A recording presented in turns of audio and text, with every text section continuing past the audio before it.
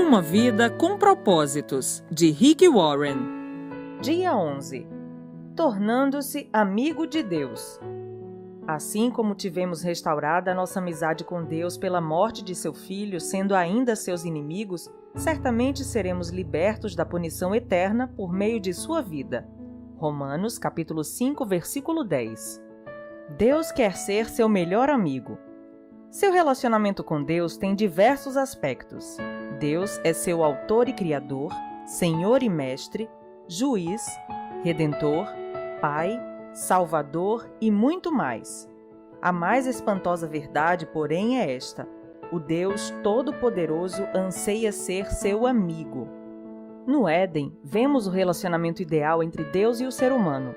Adão e Eva desfrutavam uma amizade íntima com ele. Não existiam rituais, cerimônias ou religião, apenas um simples e terno relacionamento entre Deus e o casal que ele havia criado. Livres de culpas e de medos, Adão e Eva deleitavam-se em Deus e o Senhor tinha prazer neles. Fomos feitos para viver continuamente na presença de Deus, mas após a queda, aquele relacionamento ideal foi perdido. Somente umas poucas pessoas no Antigo Testamento vivenciaram o privilégio de uma amizade com Deus. Moisés e Abraão foram chamados amigos de Deus. Davi foi chamado um homem segundo o coração de Deus. E Jó, Enoque e Noé eram amigos íntimos de Deus. Entretanto, medo de Deus, não amizade, era mais comum no Antigo Testamento. Então Jesus mudou a situação. Quando pagou nossos pecados na cruz, o véu do templo que simbolizava nossa separação de Deus foi rasgado de cima a baixo, indicando que o acesso direto a Deus estava novamente disponível.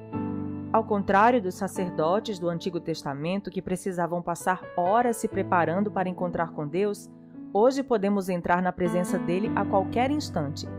A Bíblia diz: podemos agora exultar em nosso novo e maravilhoso relacionamento com Deus. Tudo por causa do que nosso Senhor Jesus Cristo fez por nós, tornando-nos amigos de Deus. Isso está em Romanos, capítulo 5, versículo 11. Ter amizade com Deus só é possível por causa da graça dele e do sacrifício de Jesus. Tudo isso é feito por Deus, o qual, por meio de Cristo, nos transforma de inimigos em amigos dele. 2 Coríntios, capítulo 5, versículo 18. Um antigo hino diz: em Jesus, amigo temos. Mas, na verdade, Deus nos convida a desfrutar a amizade e a companhia das três pessoas da Trindade: nosso Pai, 1 João capítulo 1, versículo 3, o Filho, 1 Coríntios capítulo 1, versículo 9, e o Espírito Santo, 2 Coríntios capítulo 13, versículo 14. Jesus disse: já não os chamo servos, porque o servo não sabe o que o seu senhor faz. Em vez disso, eu os tenho chamado amigos, porque tudo o que ouvi de meu Pai, eu tornei conhecido a vocês. João, capítulo 15, versículo 15.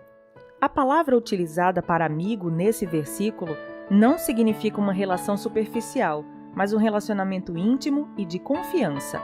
A mesma palavra é usada em referência ao padrinho de casamento, lá em João, capítulo 3, versículo 29, e ao círculo de amigos íntimos e de confiança de um rei. Em uma corte, os servos devem manter distância do rei, mas o círculo de amigos de confiança desfruta sua proximidade, bem como o acesso direto a ele e a informações confidenciais. Que Deus me queira como amigo íntimo é difícil de entender, mas a Bíblia diz: ele é Deus que zela com todas as forças pelo relacionamento que mantém com você. Êxodo, capítulo 34, versículo 14. Deus deseja muito que o conheçamos profundamente.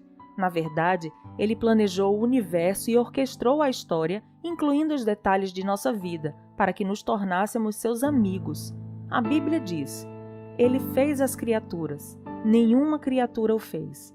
Começando do nada, ele fez toda a raça humana e criou a terra habitável, com muito espaço e tempo para uma vida em que pudéssemos buscar Deus, e que, em vez de ficar tateando na escuridão, pudéssemos de fato encontrá-lo. Atos, capítulo 17, versículos 26 e 27. Conhecer e amar a Deus são nosso maior privilégio, e sermos conhecidos e amados é o maior prazer de Deus. Ele diz: se alguém quiser se orgulhar, que se orgulhe de me conhecer e de me entender. Estas são as coisas que me agradam.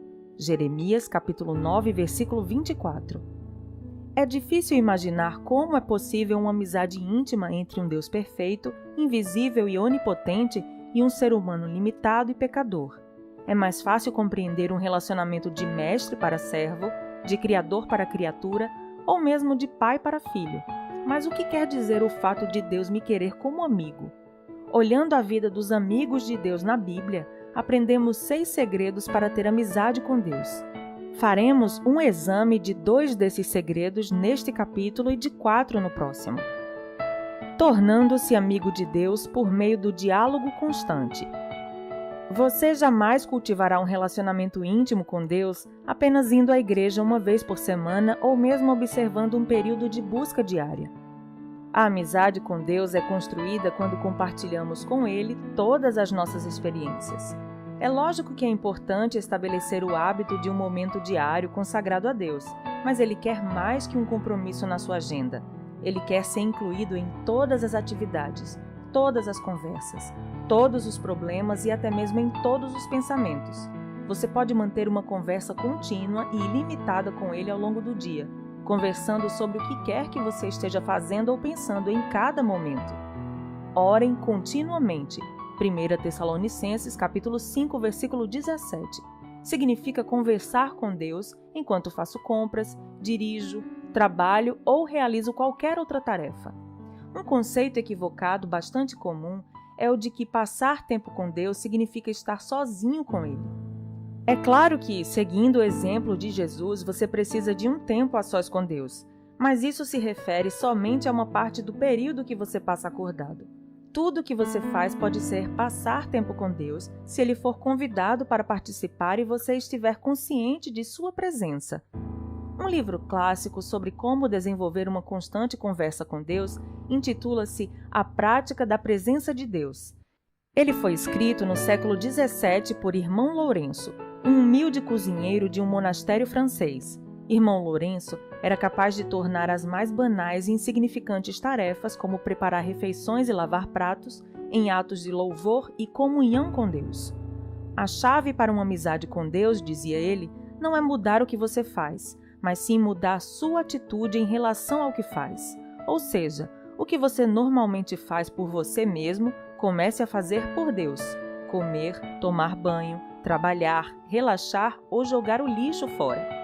Nos dias de hoje, é frequente sentirmos a necessidade de escapar da rotina para adorar a Deus, mas isso se deve ao fato de que não aprendemos a praticar sua presença todo o tempo. Irmão Lourenço achava fácil adorar a Deus nas tarefas comuns da vida. Ele nunca precisou participar de retiros espirituais especiais. Esse procedimento é o ideal para Deus. No Éden, a adoração não era um evento no qual se comparecia, mas uma atitude permanente. Adão e Eva estavam em constante comunhão com Deus. Como o Senhor está com você durante todo o tempo, nenhum outro lugar é mais próximo dele que o lugar onde você está nesse momento. A Bíblia diz: Ele comanda todas as coisas, está em todos os lugares e em todas as coisas. Efésios capítulo 4, versículo 6. Irmão Lourenço também cultivava o hábito de fazer continuamente orações curtas e informais ao longo do dia, em vez de tentar realizar longos períodos de orações complexas. Para manter o foco e neutralizar divagações, ele dizia: não o aconselho a usar uma grande variedade de palavras na oração, visto que longos discursos são um frequente motivo para devaneios. Numa época em que a concentração é difícil, a sugestão para manter a simplicidade, feita há mais de 4 séculos, reveste-se de especial importância. A Bíblia diz: orem o tempo todo. 1 Tessalonicenses, capítulo 5, versículo 17. Como isso é possível? Uma forma é utilizar orações sussurradas ao longo do dia, como têm feito muitos cristãos ao longo dos séculos. Escolha uma frase curta que possa ser repetida a Jesus num sussurro. Tu estás comigo, recebo tua graça, dependo de ti, quero conhecer-te, pertenço a ti, ajuda-me a confiar em ti. Você também pode usar uma frase bíblica curta. Para mim, o viver é Cristo. Nunca me abandonarás.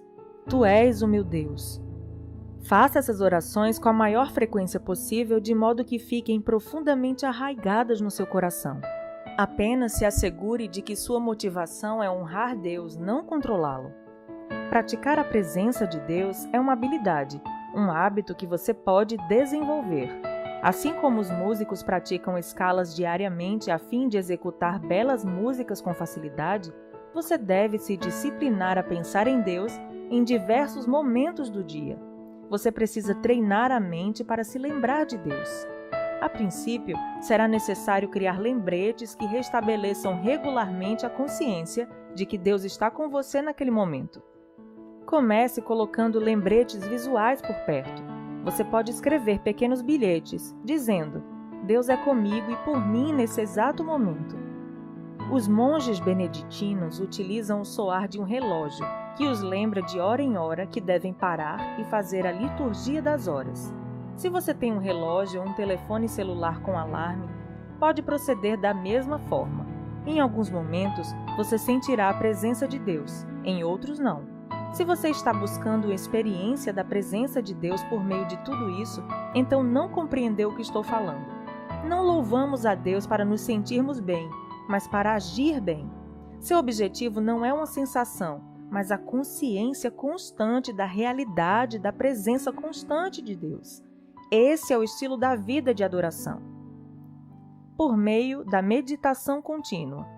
A segunda forma de estabelecer amizade com Deus é pensar em sua palavra durante todo o dia. Isso é o que chamamos meditação, e a Bíblia nos exorta repetidamente a meditar sobre quem Deus é, o que Ele fez e o que Ele disse. É impossível ser amigo de Deus sem saber o que Ele diz.